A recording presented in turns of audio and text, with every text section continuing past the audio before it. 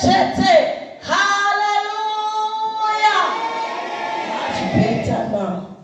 Shichana kachete. Shichana kachete. Simuzarua. Wako uchiti. Shichana kachete. Shichana kachete. Shichana kachete. Iwe simuzaru wako uchiti. Shichana kachete. Na uyatina yopona pande yako ni. Saka mukaramba makagara manje kana usina panorwadza chinosimuka. Na uyatina yo ndeyako neni. Neniwo nditori nezvangu zvinototera upenyu hwangu. Saka tiri kushingirira manheru wangu. Haisi nyore but tiri kushingirira kuti dzekwangu dzirwiwe, kuti dzekwako zviite zvakanaka. Saka patiri kutodaro newe unoisawo effort. Panonzi amen modairawo amen. Patinosimuka tichirima newe wodaira kuti zviite zvakanaka. Iwe simuza wako uchiti.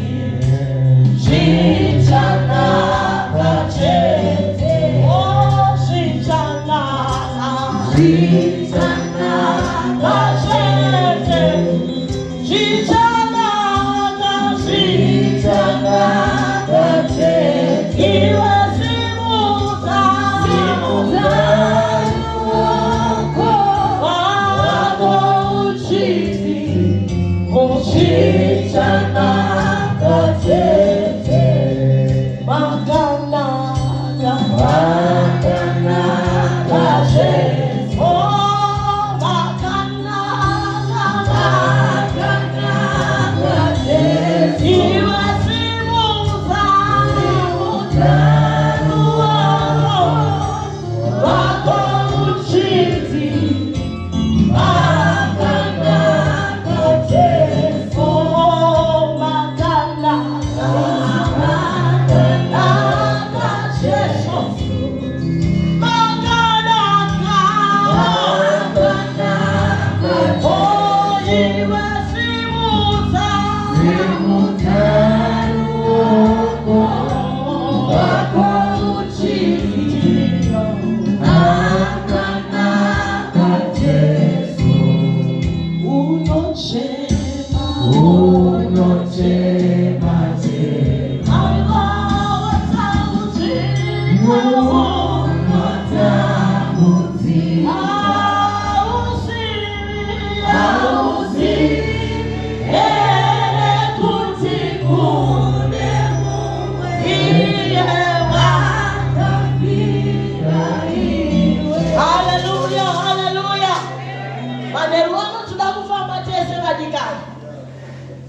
nekuti Satani tikamujaidza soka mukomana wacho anowanza kuita mawara manje. Akaona vanhu vouya vorarira pano manje anoita mawara. Saka tida kumurova hite dry. Hatisi kuda kumbomupa mukana. Nekuti the moment atatomupa mukana tairasa. The moment atatopa mukana Satani tairasa unogokera wakadaro. Saka manheru manheru ekupusha. Zvinoita vana mai vakazvitakura kana 9 months dzichinge dzakwana zvinozviita zvega. Hauudzirwi nemunhu, zvinozviita zvega.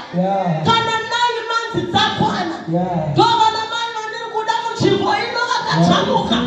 Vane 9 months dzakwana vakupusha. Enough is enough. Vane 9 months dzakwana. Ready to push. Achidaidzira kuti tapa 10 centimeters. Takupusha. It's time to push. Yeah. Yeah. Yeah. Ready to push. Ready to push. Yeah. Yeah. Yeah. Yeah. Thank you, Jesus. Yeah. Thank you, God. Yeah. Yeah. Push. Push. Thank you, God. Yeah.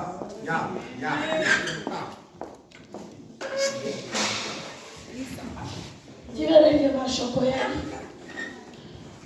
yajamba protocol. Rega nditi pamusoro webatu wedu wechigaro Mai Marunga, pamusoro mufundisi Mshari, mufundisi Mandima, Mama Bande, pamwechete naBaba Maguma, sangano rasarudzwa naMwari Manerwani. Ndinokwasai mose muzita raJesu. Haleluya, haleluya. Vakafara chete. Haleluya.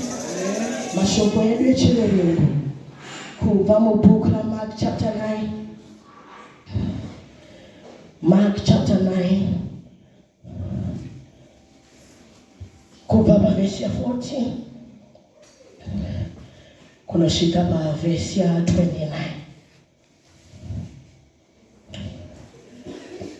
Vakati vasvika kuvadzidzi, vakaona vanhu vazhinji vakavakomba navanyori vachiita nyaya navo.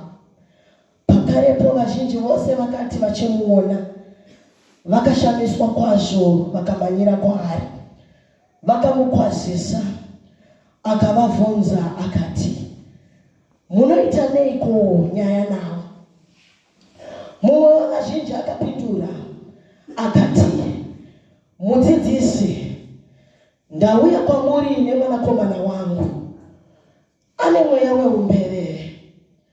Kwose kwaunomubata unomuwisira pasi, achipupuma furo, achigeda meno, uye anoonda kwazvo. Ndakataura navadzidzi venyu kuti vaburitse, vakasagona. Akavapindura akati, haiwa rudzi rusingatende, ndichagara nemiko kusvikira rini? Ndichakuitirai moyo murefu kusvikira riniko? Uyai naye kwandiri. Vakauya naye kwaari. Akati achimuona pakarepo, mweya ukamubvundisa, akawira pasi. Akakunguruka achipupuma furo. Zvino akabvunza baba vake akati, yava nguva yakadiniko kubvira izvozvi zvichimuwira? Akati, kubva pauduku hwake. Kazhinji wakamuwisira mumoto kana mumvura kuti umuparadze. Asi kana muchigona kuita chinhu, mutinzwire tsitsi, mutibatsire. Jesu akati kwaari, kana iwe uchigona kutenda, zvose zvingaitika kuna anotenda. Pakarepo baba vomwana vakachema vachiti, ndinotenda, ndibatsirei pakusatenda kwangu. Zvino Jesu akati achiona vanhu vazhinji vachimhanyirana pamwechete, akaurayira mweya wakaipa. Akati kwauri, iwe mweya wembeveve nemadzi, ndinokurayira kuti ubve maari, uregezve kupinda maari. Ukadanidzira, ukamubvundisa zvikuru, ukabuda. Akafanana nemunhu akafa, nokudaro vanhu vazhinji vakati afa. Asi Jesu akabata ruoko rwake, akamusimudza, iye akasimuka. Zvino akati apinda mumba, vadzidzi vake vakamubvunza vari voga vachiti, isu takanga tisingagone neiko kuubudisa?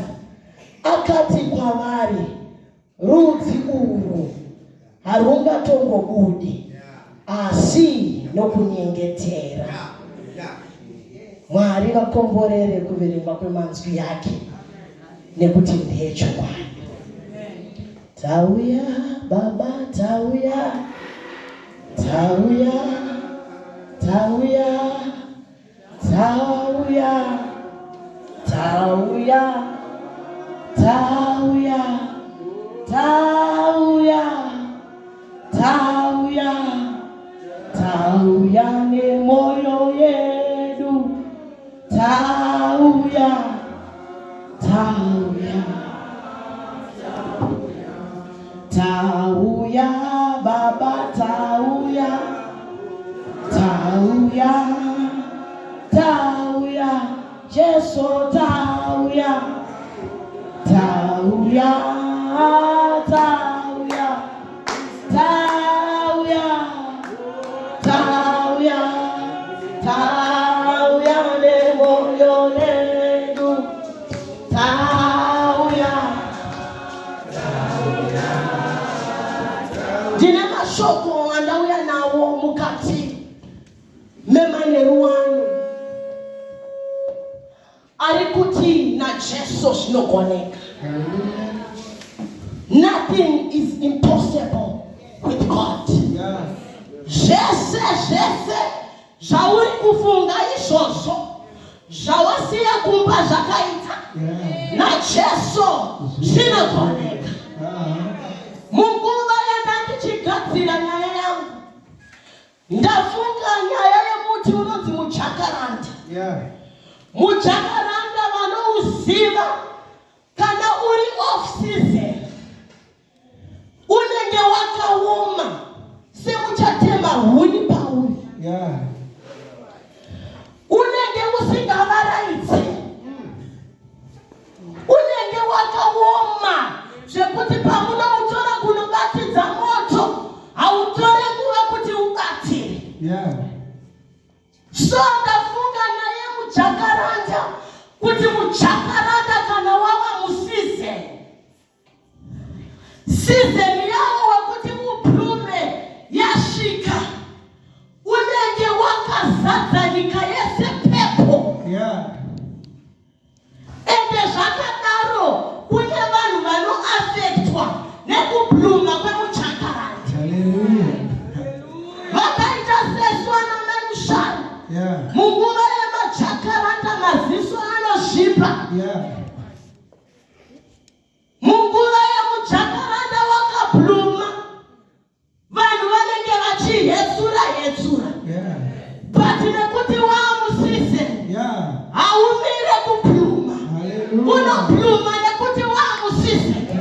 Ndikuda kuti mumwe mai mumwe baba abuda munzvimbo ino amusizeni. Awatepura nyika yese yazara maruva nekuti waamusizeni. Ende kana waamusizeni pane zvakawanda zvinoitika. Kune vanoti ndizvo zvega ere nekuti waamusizeni. Saka ndikuda kuti pamumwe munhu shungu kuti usarare zvako haisi nguva yekurara. Ndikuda kuti mubude muno waamusizeni. Ndosaka maigande vabva Lusaka, ndosaka vamaguma vabva Gweru, kuti iwewe uende waamusizeni. Jakaranda ramusizeni vanhu vanenge vachitokonywa naro. Ramusizeni hazvirimise kubluma ende hazvimise kuti mashizha acho adonhe pasi. Nyaya yataverengesa theology yamboti nyaya yako haisi relevant, but ini ndati Mwari ndo yavaisa pamwoyo wangu. Inyaya yatakadai kumbonzwa ichitaurwa nezvayo. Nyaya yemwana akanga aine chirwere chepfari. Chirwere chepfari hachina kuchipa hama dzake. Chirwere chepfari chinhu chakaoma. 12 years mwana achingodonha. Zvinhu zvisina kumira zvakanaka. Ndanzwisisa kuti munhu ane chirwere chepfari munhu uya wekuti kana achinge aenda panobvira moto zviri maari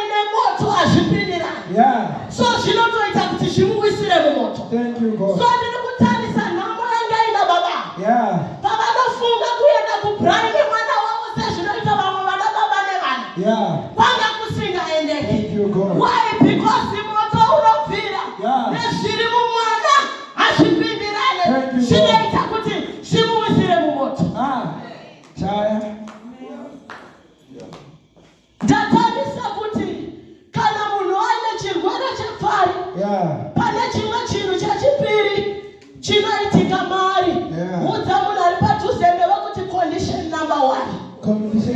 Unawo macondition maikuru. Zvakati dzakazaka. Asi ndauya kuzokuudza manheru ano kuti naJesu zvinogoneka. Condition number 2. Aita akaenda munhu ane pfari. Akaenda panoyerera mvura. Pfari nemvura inoyerera zvipindirana. Zvinotoita kuti zvimuwisire mumvura. Condition number 2 zamunhu ari padhuze newe kuti condition number 2. Mvura nezvine pfari hazvisi kupindirana. Saka ndiri kufunga kuti baba pavanoda kuendawo zvinoita vamwe kunana Vicforce kunana Kariba kwanga kusingaendeke. Zviri mumwana nepfari hazvipindirane. Zvaita kuti zvimuwisire mumvura. Condition number 2. Iwe uri kutoverenga yako condition ipapo. Wakagara ipapo chitoiadresa kuti izive kuti naJesu zvinogoneka.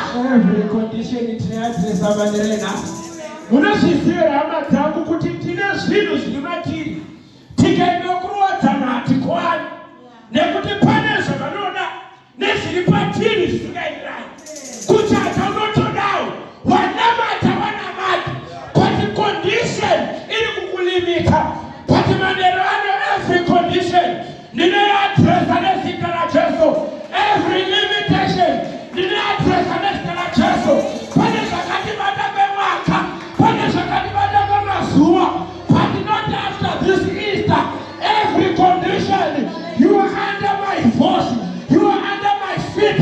In the name of Jesus. Tasema Shakana, Tashoma Shakana, Batibadina Shakana. Every condition, Terera, I'm a child of God. I protect this world. I'm a born of God. I have overcome the world. Condition number 3. Udza munhu ari padhuze newe kuti condition number 3. Condition number 3. Pfari nemahaidzi hazvipindirana. Saka ndiri kutarisa kuti baba pavaenda kuenda nemwana wavo, ndoziva zvangu kujoina city kuHarare ndokune kwakati kwirire, kune maelevators, kune chii. Saka ndiri kufunga kuti baba pavaifunga kuti rega ndimboendawo nemwana wangu kujoina city ambonoonawo zvakaita nyika, kwanga kusingaendeke. Mahaidzi nepfari hazvipindirane, zvinomuwisira pasi. So zvinochiitwa nababa, ndiri kufunga kuti mavari mamazara uturu nenyaya yecondition yemwana. Vakati it's long overdue. Mwana haachagarike naye akadai. Pane kwanda kufana kuenda nako. Kwadakanzwa kuti kune muchinda anoita zvinoshomesa, ndokwanda kuenda nemwana wake. Anotora mwana wake. Akurara uya kuno mwana. Yasha dzinenge dzichitowanda. Ndiri kuona atakurana nemwana wake. Inzwai vana baba pamwe pacho chimbomira ikumirirana mama. Zvimwe zvacho zvakuda mapirisita emumba. Umire nenyaya dzemumba mako.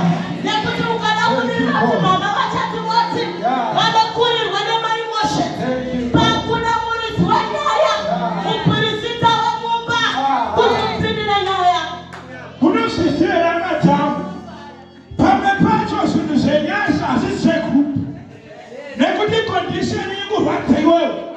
Vamwe vari kuenda kwavo nevana vavo, but condition iri kuafekta iwewe. Kupfeka zvene mabhuku hama dzangu, but tine macondition akasiyana. Kunzi tese tiri vafundisi, but macondition haafana. Ndiwe unoziva kuti haura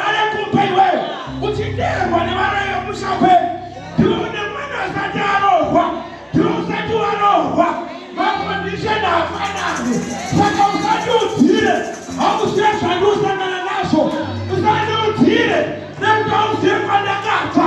Kondisheni yangu inorwadza inini, kondisheni yangu inorwadza inini. Notorozwa Jesu, Jesu atarisana nemuchinjikwa anoti can't behind me Satan. Ndini nine condition ndakutongwa kubva kuna Baba. Condition yako inokudza mafambiro. Soti kuona Baba vachiita mwana wavo wekubereka.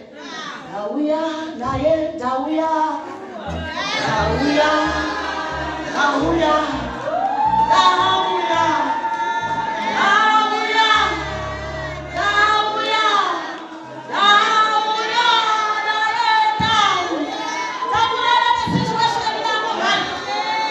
Ndauya, ndauya, ndauya. Chichirwadza zvichirema. Ndauya naye ndauya. Ndauya, ndauya,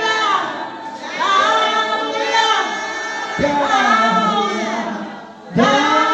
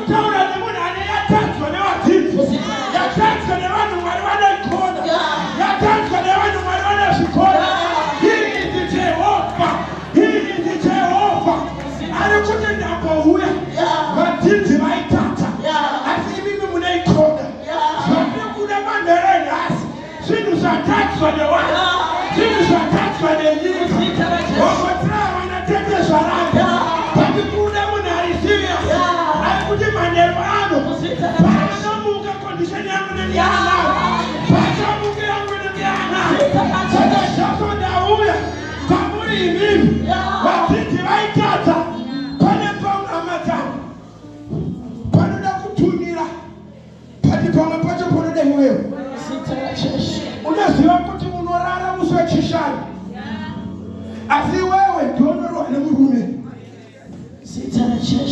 Munguva yavhesi yatakuenda mufundisi Mandira anotobvunza kuti shuwa kubvisa $10 offering, kuti wewe ndione future yemwana akabata.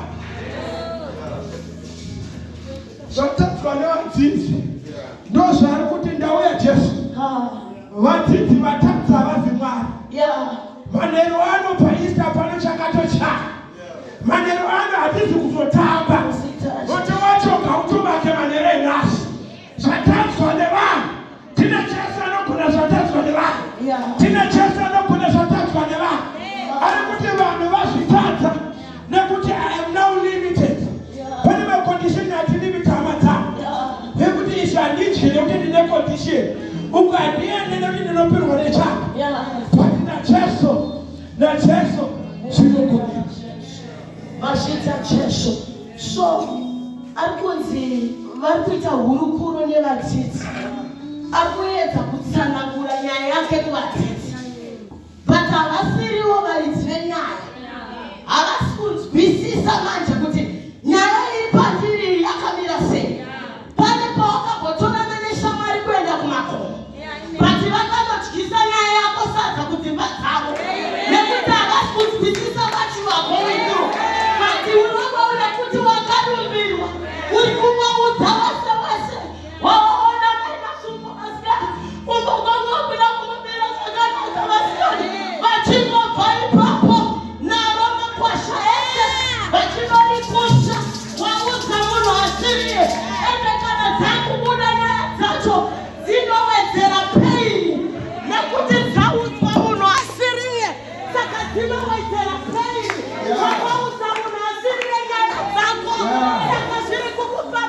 kuti utsambulidzwe naye.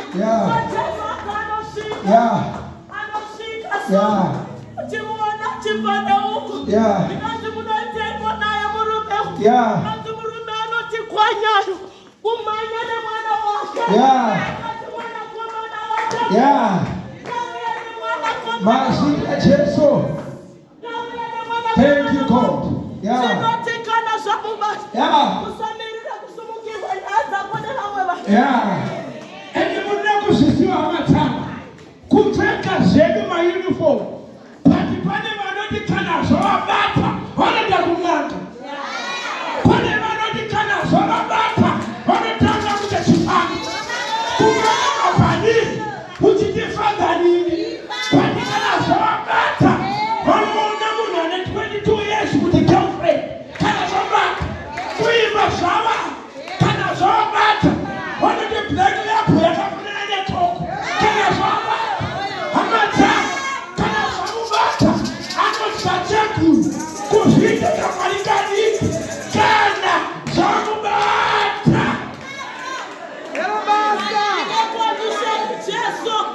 Ndine condition yemwana wangu kana zvamubata handichakwanisa kunoenda vamwe chinoti kana zvamubata chinomuwisira pasi.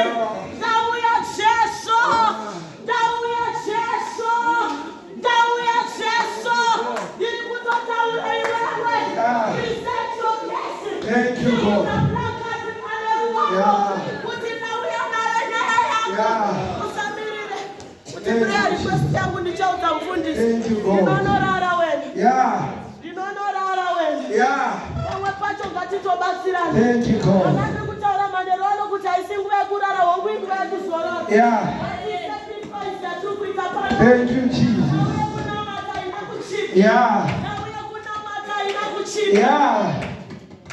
Ishe wangu ruka kunena aka soa udukua nedirama kuata karira pamu pamuchi chiko haleluya pamuchi chiko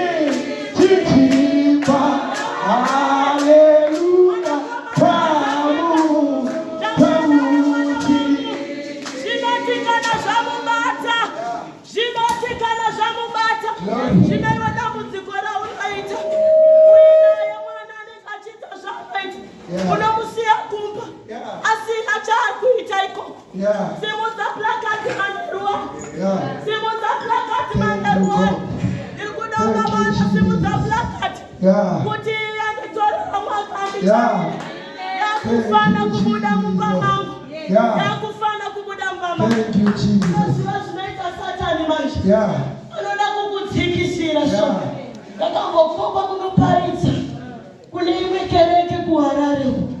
Tobva tasvika ndakataura testimony yangu yandakataura. Isusu we've been married for 4 years but Satani man. Saka ndakataura nyaya yangu ndichishera nawo kuti vadika muimwe nzvimbo yandakambogara kune vamwe munhu akauya ivo vemadziro komita. Munazoziva dzimwe nyaya dzekutaura, dzimwe nyaya dziri sensitive. Saka abva auya zvikanzi maikuru, hati kuna namai mufundisi toitana namaikuru, zvikanzi maikuru ndauya nenyaya yandinayo yekuti vanhu vari kufamba vachitaura kuti inini manzwa nena miscarriage, hameno kuti imba yacho ichagarika here.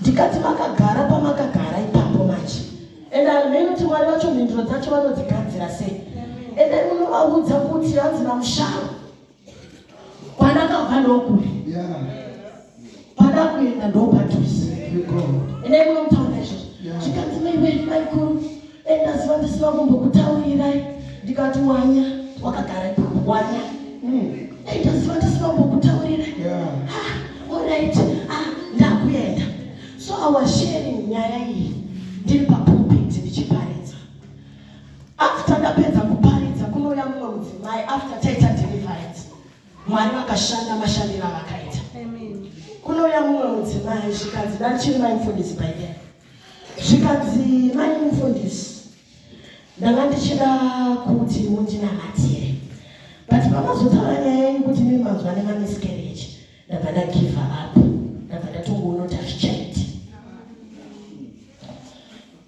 ndobva ndati zvakanaka mudikani zvakanaka. That's what the devil does. Anoda kukudiscourage.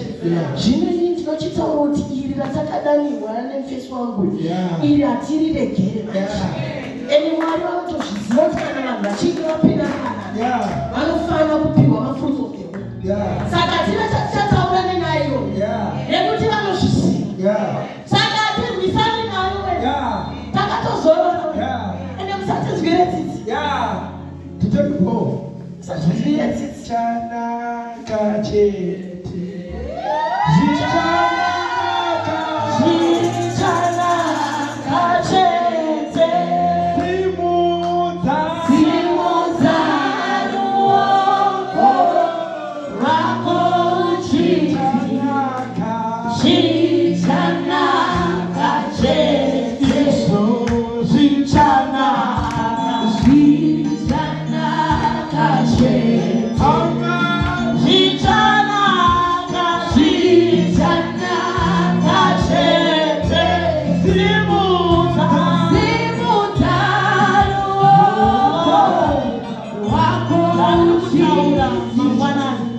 Ndichigadzirira kuti tiuye kuno ndarikusheya namufundisi mandimachisheya namaibandi ndikati munoziva vadikani inini chandinoti chakangoita muupenyu hwangu nyore ilaisensi chete zvimwe zvinhu zvese itsurundudu zvinoitika swete yabuda so hazvingoiti zvinotoitika ndikutaura nemumwe munhu ane situation yakadaro kuti zvako kuti zviite wangu unofanira kutoshinga nekuti nhauya haidi brende wene haidi brende haidi kumirira kusumukirwa nemumwe munhu inoda kusumuka wega. Saka tiri pano manheru wangu kuti Satani ita hako asi nguva ichasvika chete ndinofunga naye Lazarus 4 days mukomana mukuru asi Jesu anotombodaidzwa kana muchimbonogara pasi anotombodaidzwa Lazarus ari kurwara but haana kuuya Lazarus ari kurwara. He decided to come.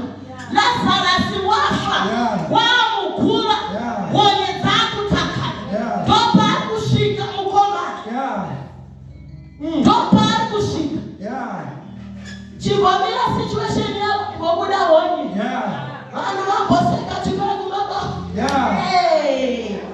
zviri lona musharo weno inini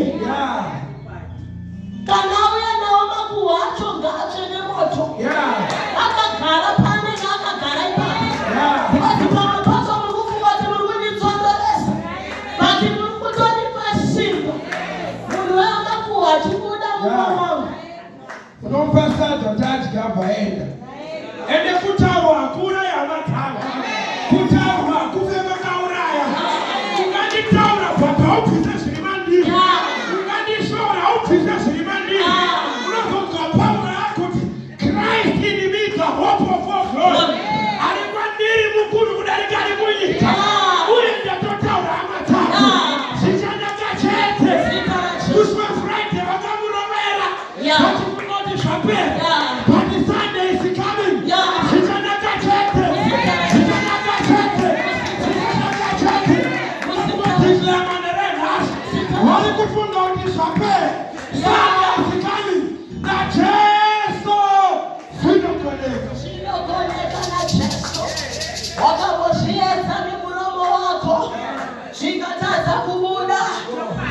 tina Jesu zvinokoneka. Tinodada naye Jesu taimba tiri kuSunday school. Todada naye Jesu yamboona mufundisi Mandina. Todada naye Jesu pandiri pacho ndambopasvika sei. Ndikatarisa kwandakabva yanga isiri nyoni. Ndakotaura testimony yangu yeurombo hwekupa. Asi kuna Mwari wakatendeka. Kuna Mwari anonzwa vanhu. Baba mukuru wangu wataura kuti vabereki vangu vatenga stand. Zvikazi ndinokuona kuti stand iyoyo unoivaka here. Ndakotaura kuti ndinoivaka sei uchidhimana uchikomanda kuti handiivake sei. Ndakamboitenga sei. Izvo zviri kuvakwa so. Satani aripo. Asingade hambofa akada. Asingade. Vanhu vachitaura kuti stand yagara. Uyu yakatengwa. Haipedzwa kuvakwa. Kune mwaka. Jesu unosvika Lazarus amukuma. Maria naMarita kuti Jesu manga muripiko. Hanzvadzi yedu pataikaita muchirwara. Manga muripiko Jesu. Jesu anoti handei kwaari. Anosvika achiti Lazarus come forth. Nezviri Lazarus akarara. Authority iri maari. Come forth Lazarus. Ezviri Lazarus akarara.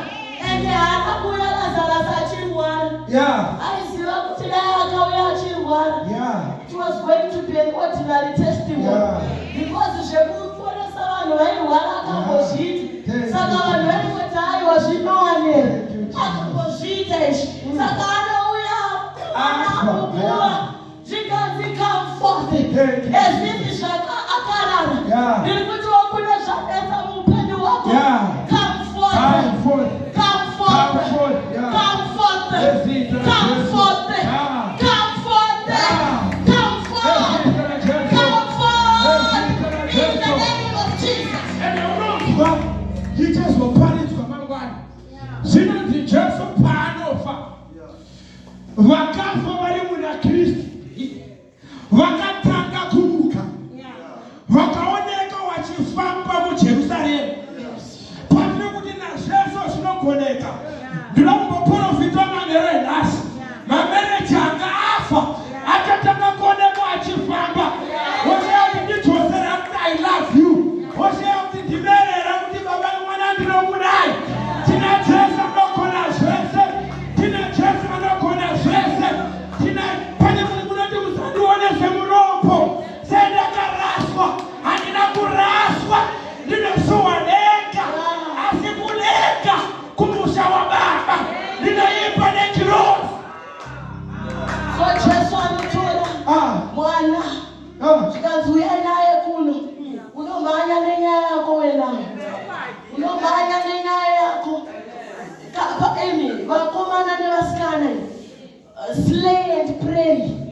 Usangoslaya usina chinhu. Usangoslaya usina kubhekwa nesimba remweya muchena. Usiti kumayuti taidzi ndovana sister one. Vati dzekwashambara nekuti ndinodziziya. Saka nani singazvoro. 6 o'clock dzaisara dzochana ndamuko. Nekuti ndiri kuziva ndapedza izvozvo ndopfeka gogo yakadai. Ndichislaya. Nekuti ndiri kuziva chiri kunditevera. Saka slay and pray. Hallelujah. 2004 wakafamba nemasvingo road munoziva panonzi paPetrisi. Pane matauti anga aripo. By then handichiri mwana mukomana wani. Ndaenda ipapo nababa vangu ndoenga entertainment. Kumba kwanga kusina TV. Saka white yako ya white ndodzaifunda dzakawanda. Tapedza ndoti teti ndanedzana. Zvodzi kumba uku tiri kuita 101. Hama dzangu kune zvakaitwa nenyasha. Kune zvakaitwa nemuchinjikwa. Pasi kuti naJesu zvinogoneka. Hatina kutanga dai. Pane kwatakadzidziswa nenyasha. Pane zvakaitwa naMwari. Eiti kudova munhu usandidzire godo. Pane pandakabviswa nenyasha. Pane zvakaitwa naMwari. Hatina kutanga dai hama dzangu. Pana Mwari vakamirawo nesu. Ozodza Psalms 124. Oti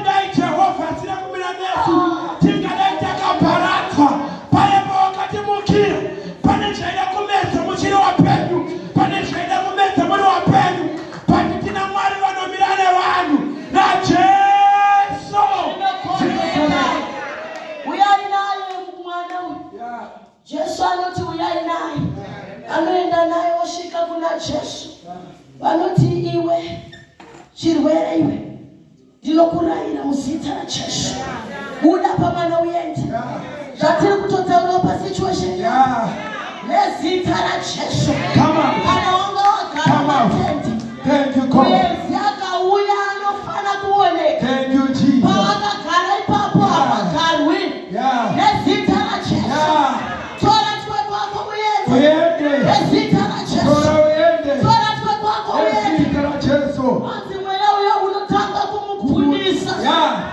Anotanga kuita ma-convulsions. Zvaita nepfari. Zvinotanga kuitika mahari zvauri nazvirusi. Anzano kuti tosa. Anzi vanhu venyika inobva vati afa. Akudze kuti afa ndiani?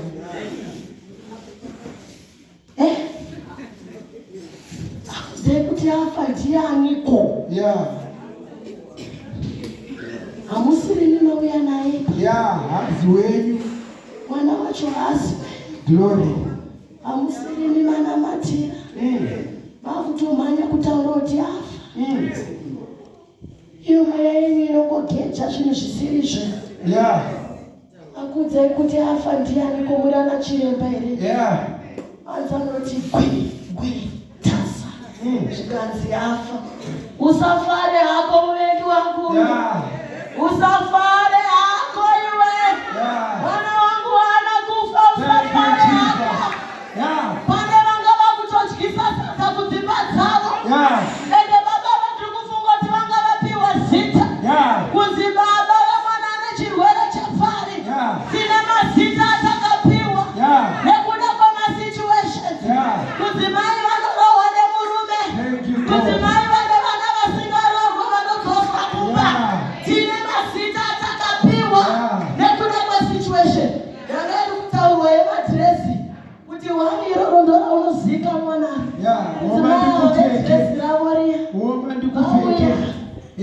kuti mainiya umuimbese zvinoita vamwe kuchechi. Hazviimbike nekuti hamufite klasi. Vanoisana mumaklasi kuti tisu tine varume vanoshanda kumimosa. Saka inini hamupinde muklasi medu. Hamukwane muklasi medu. Vane zviyero zvavanoyera nazvo. Kune pavanokuisa so. Vakakutarisa vanhu vanoti apa haukwane. Zvakadaro naJesu zvinogoneka. Chingozviudza mumwoyo mako kuti naJesu yera yenyu, naJesu zvinogoneka. Dzikisira yenyu, naJesu zvinogoneka. Tipei yangu zita, naJesu zvinogoneka. Ini vangu mai vaitozikanwa pakuenda kusangana. Netomi inenge yakaiswa kadhibhokisi mukati. Inenge yakaiswa kadhibhokisi. Kuda kunomecha zviri kuita vamwe hazvimecheke. Nekuti upenyu hwakasunga. Bati shasha inongobvira yarekera. Yakaramba ichishingirira.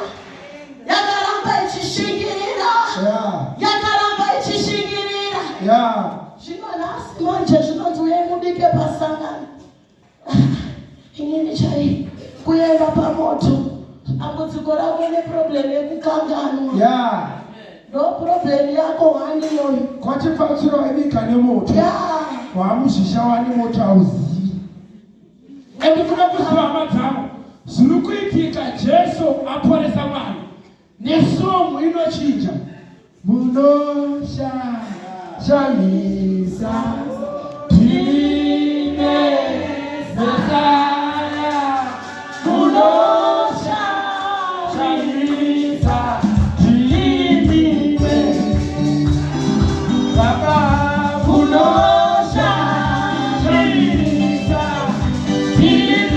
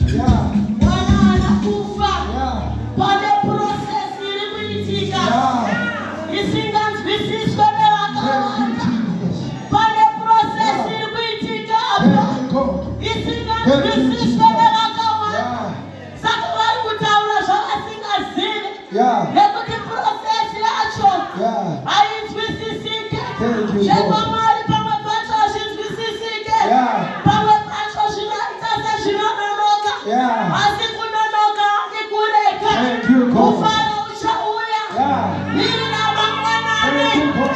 Kufara uchauya. Yeah. Miri namangwanani. Yeah. Tinogona kuchema usiku. Yeah. Kufara uchauya mangwanani. Katika Yesu. Kufara uchauya Thank you, God. Mekoni yakwendeka tuposi. Kufara uchauya. Yeah. Kunoyeta. Kunoyeta. Kunoyeta. Kunoyeta. Reka ndingotaura manerezasi. Ane zvake zvikuti zvanonoka. Tinofamba netsoka dzako kusvika kumberi. Ari kuti Mwari zvangu ngazvimboitikawo. Pazina Jesu zvinogoneka. Ndiri kuda nezvatadzwa nevanhu. Ndiri kuda nezvatadzwa nevanhu. Tina Jesu anogona zvatadzwa nevanhu. Mwari wedu akatendeka hama dzake. Ari mupwiro pane zvaari kuita. Ari mupwiro pane dzaari kurwa. Ari mupwiro pane zvaari kuita. Ari mupwiro ari kugadzira mamereji. Ari mupwiro ari kupa vanhu mari. Ari mupwiro akupa vanhu masitendi. Ari mupwiro nekuti naJesu vanhu ndovatadza. Vanhu ndovatadza. Vanhu ndovatadza. Kwani naJesu zvinogoneka. Tinokunamata nevanhu vari serious. Vari kuti vadzidzi vatadza. Vane evidence. Kana tine munhu just come forward. The devil is in trouble.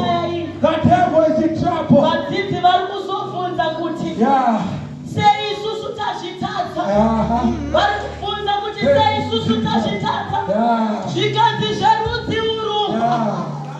Zverudzi urwu. Yeah. Zverudzi urwu. Zverudzi urwu. Yes. Hazvingori Thank you, neurono. Jesus. Zverudzi Thank you, urwu. God. Thank you, God. Zverudzi urwu. Thank you, Zvinoda Jesus. vanotsanya nekunamata. Yeah. Thank you, Zverudzi urwu. Jesus. Hazviri kwese. Yeah. Zverudzi urwu. Thank you, Jesus. Zverudzi Thank you, urwu. God. Zverudzi urwu.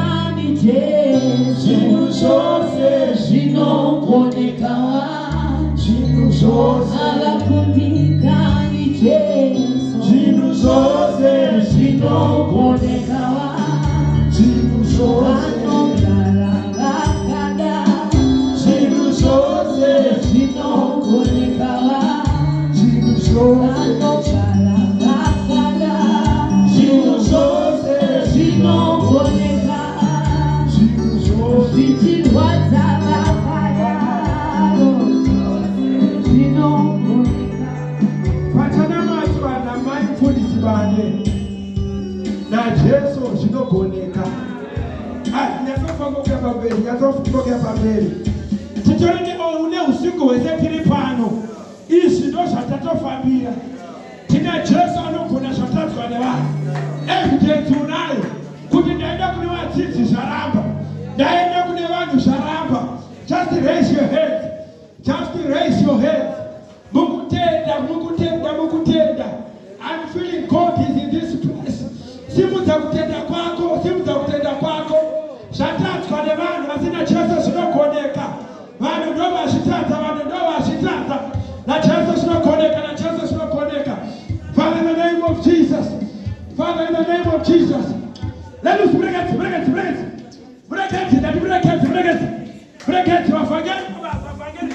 Wafagiri na matende wana. The devil is in trouble this evening. naJesu zvinogoneka.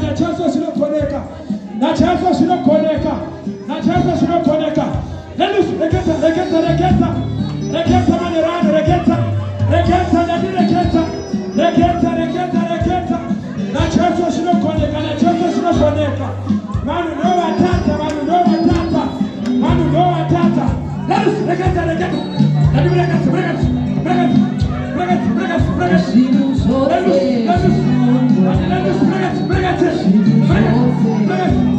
Let us